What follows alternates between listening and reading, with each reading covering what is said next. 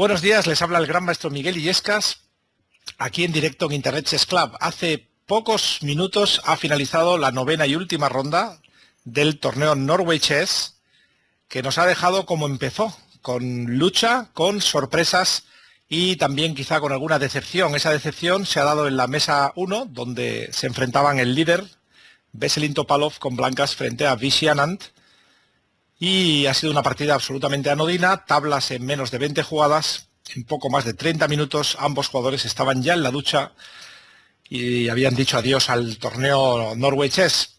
Era un resultado previsible en el sentido de que Topalov con blancas se garantizaba con el empate la victoria matemática, mientras que para Vishy era un excelente final, acabar el torneo imbatido con 3 victorias, tablas con negras sin sufrir frente a un rival duro como Topalov, buen resultado, y lamentablemente la partida no ha dado mucho de sí, han repetido una variante muy tablífera, Topalov no ha querido arriesgar en absoluto, y yo decía que en lugar de criticar a los jugadores, quizá teníamos que preguntarnos si el sistema es lo bastante bueno, porque está claro que hoy ninguno de los dos tenía suficientes incentivos para arriesgar. Fíjense que se le puede criticar a Vishy que la apertura no haya sido todo lo ambiciosa que se pudiera desear. Lo cierto es que ha planteado una Ragosín que es perfectamente activa, pero no ha querido ensayar nada dramático porque seguramente las tablas tampoco eran un resultado malo para él, que de ese modo prácticamente se garantizaba el segundo lugar.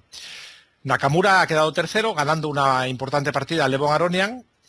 Con ello, Naka afianza su posición dentro de los 2.000 del selecto grupo de jugadores con más de 2.800, pero sin duda la partida del día ha sido la que ha enfrentado a Hammer contra Carlsen.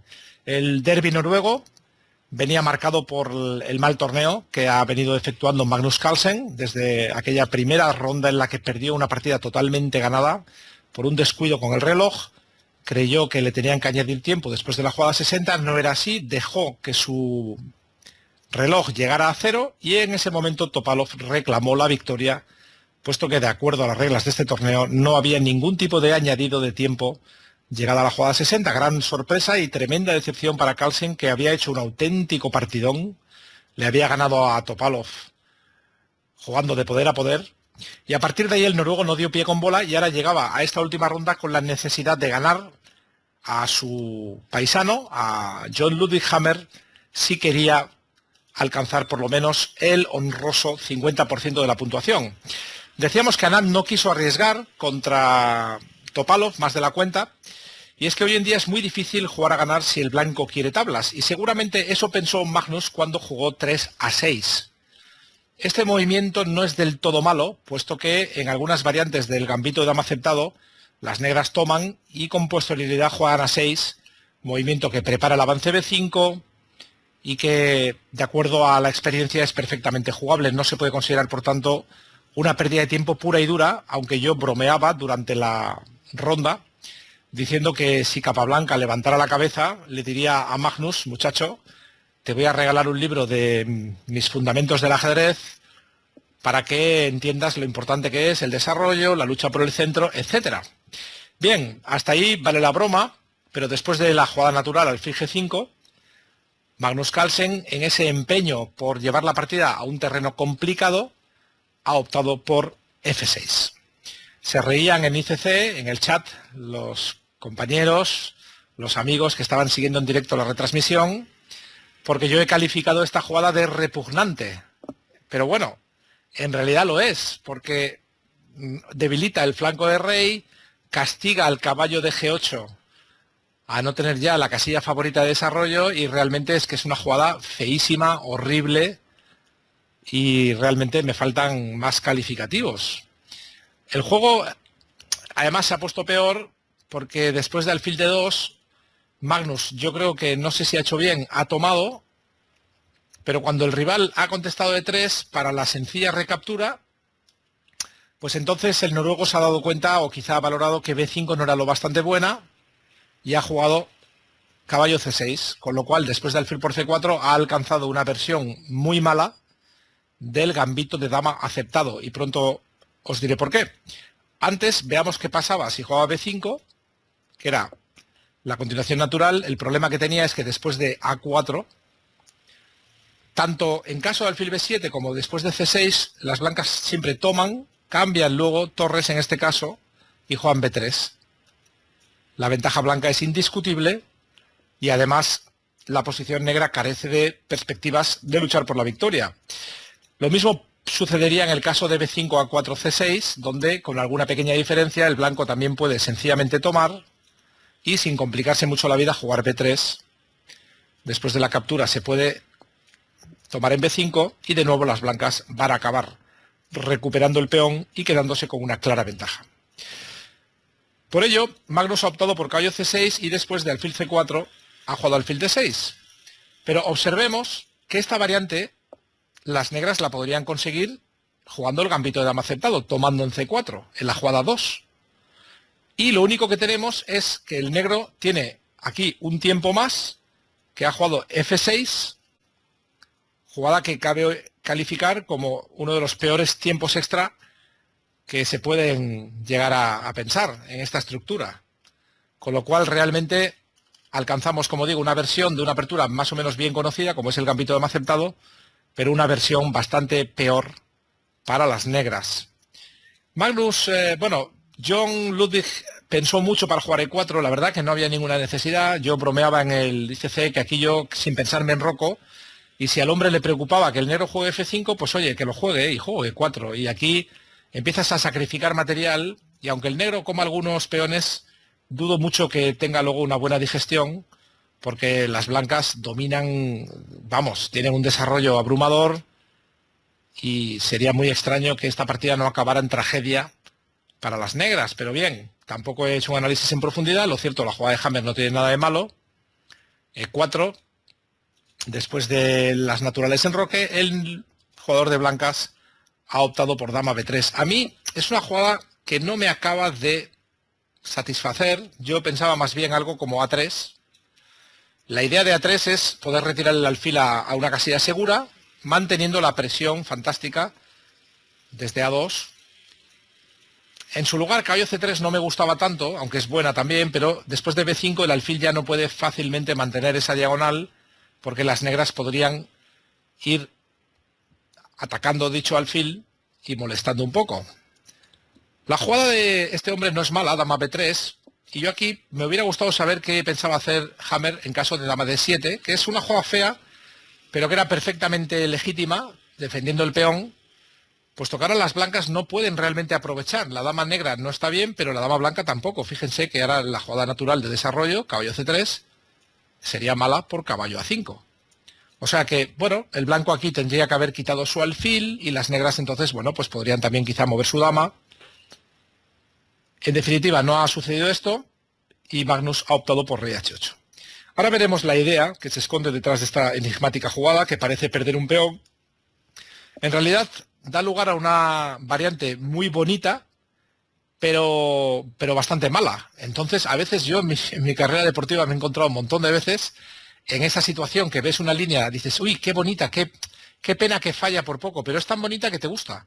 Y la haces igual. Y luego, claro, pues el rival te hace todas las que te molestan y te quedas peor, que es lo que le ha pasado a Magnus. Él ha permitido la captura en E6 con este bonito truco que seguramente algunos de ustedes ya han visto, alfil por H2.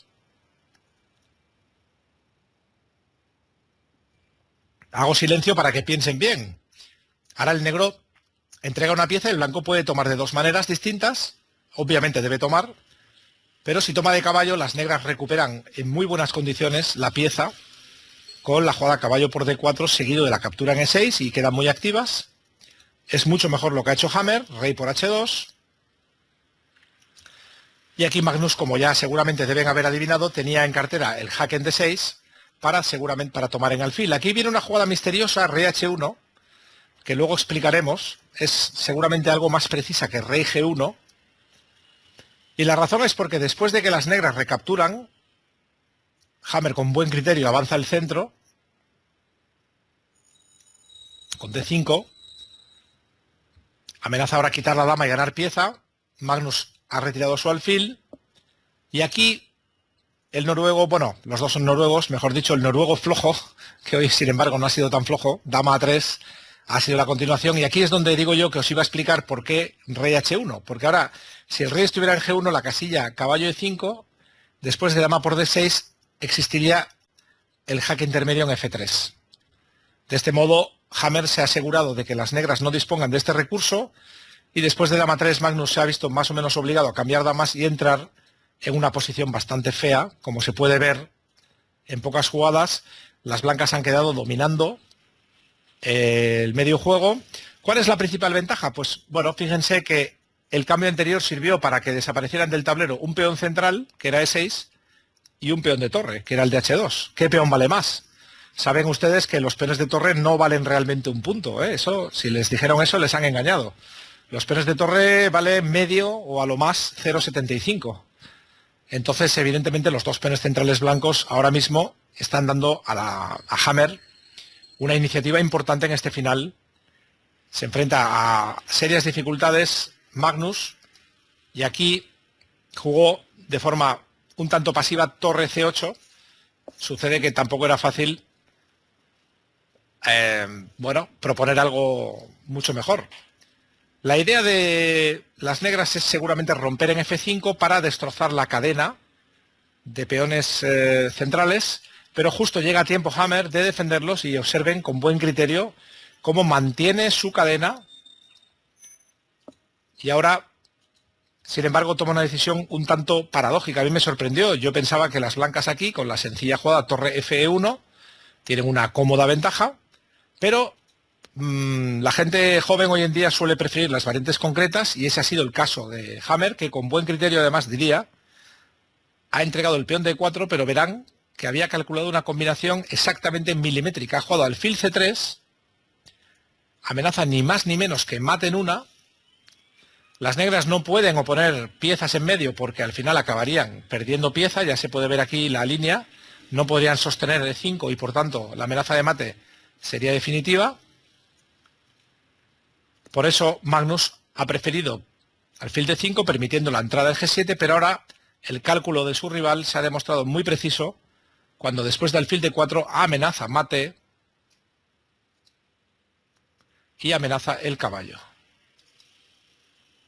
Las negras no disponen de jugadas intermedias y, tristemente para Carlsen, no le queda más remedio que entregar la calidad y pasar a un final francamente inferior, puesto que a pesar de que, fíjense, consigue un segundo peón por la calidad, es lo mínimo, porque si no lo hace, sencillamente con un peón por la calidad no va a poder sobrevivir.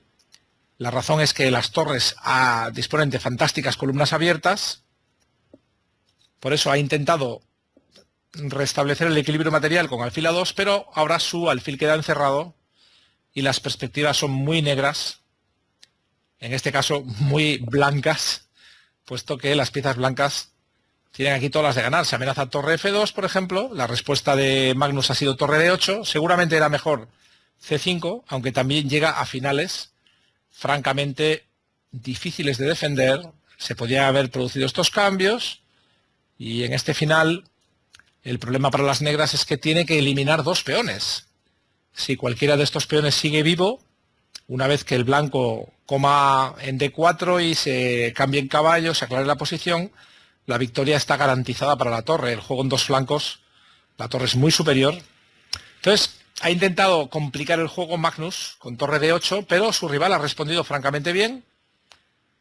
Caballo E6 y sencillamente torre C3. Era muy atractiva también torre C7, pero entonces permitía algunas líneas tácticas con alfil por B3, y el blanco se veía obligado a intentar dar mate, y no es tan fácil, puesto que bueno, las negras disponen de todavía aquí quizá alguna esperanza.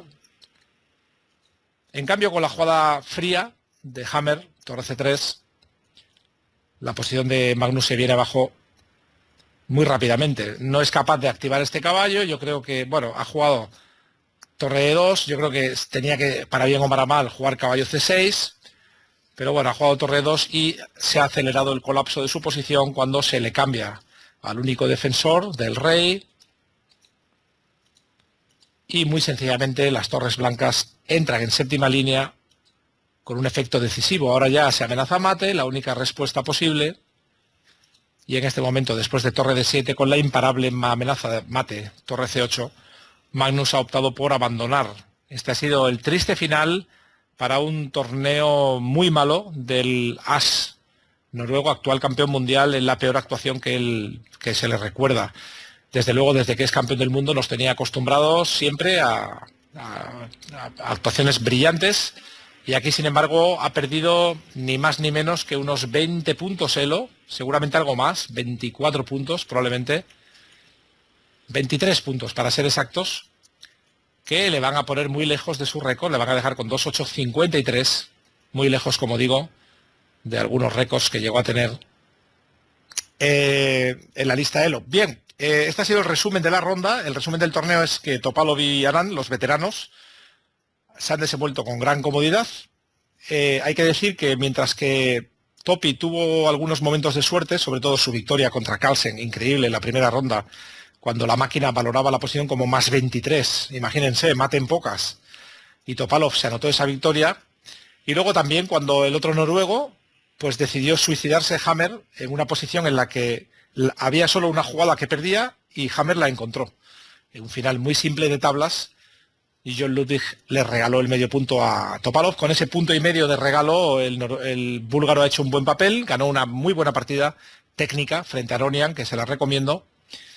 Y el otro gran triunfador, los otros dos grandes triunfadores han sido Anand, que confirma su buen momento de forma, y Hikaru Nakamura, que con este gran resultado pues ya se pone ni más ni menos que cuarto del mundo y entra con mucha fuerza en el club de los 2.800.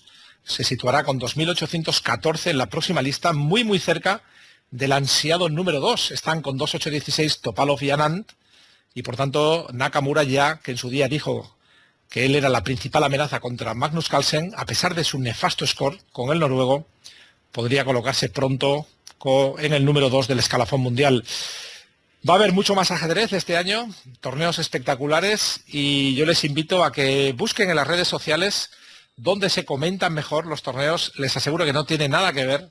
En la web oficial seguro que pueden ustedes seguir muy bien las partidas, pero si quieren comentarios en español de buena calidad, si quieren pasar un buen rato, sentido del humor, si quieren ser protagonistas, poder plantear sus preguntas, chatear con gente entendida, el sitio es Internet Chess Club, y allí les espero. Nada más. Gracias.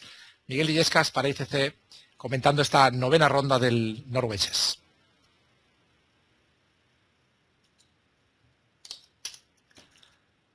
Muy bien, amigos, pues nada más, eso ha sido todo. Si queda todavía por ahí alguien escuchando, pues nada más, muchas gracias, y seguimos viéndonos aquí en ICC. No me falléis. Adiós.